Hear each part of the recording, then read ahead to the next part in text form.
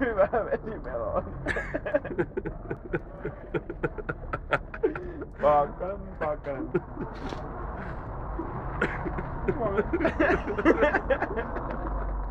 Tuolla roikkuu hyvä.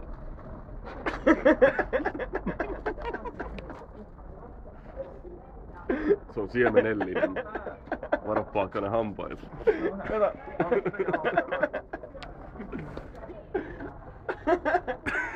Onko se irstaan näköinen oikeesti? Pakkanen on kasvissyöjä. Ei löydy irstaan näköinen toi vesimeloni. Mikä tää niinku oikeista parhaita? Mikä on nyt? Paajanen hyväkin. Ei perkele. On se. Me ollaan Tampereelta vietiin sitä hetki. Mistä sä oot tullut? Mistä veikkaat?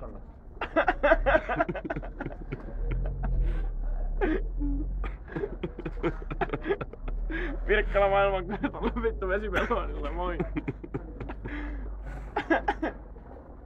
Pakkanen söi lasten eväät, pani lasten äitiä ja vittu nyt syö vesimelonia Helsingin keskustassa vittu 5 aamu. Ihan alpaa ja pientä vittu. Näinkö niin? Voit sä ostaa sen? enää ikinä.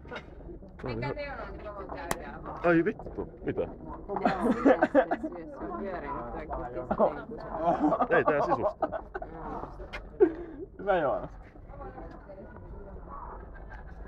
Katos.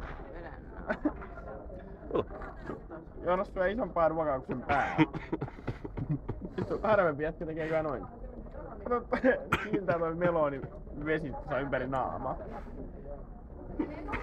Tai sitten kypärä itselle. Tarjoa hei taas. Kato takana. Tarjoa. Ja takana tulee taas. Kato, nyt tulee. Hei kato. Nyt, tossa. No niin. Mersun halu. On valmiina. Eerikin kadulla vesimelonia. Vähän on Jack and Sauce, jos keksii jotain järjää.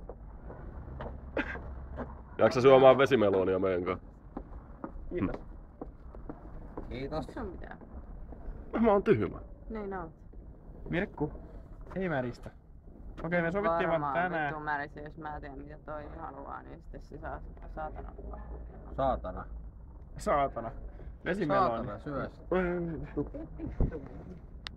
Ei ihan.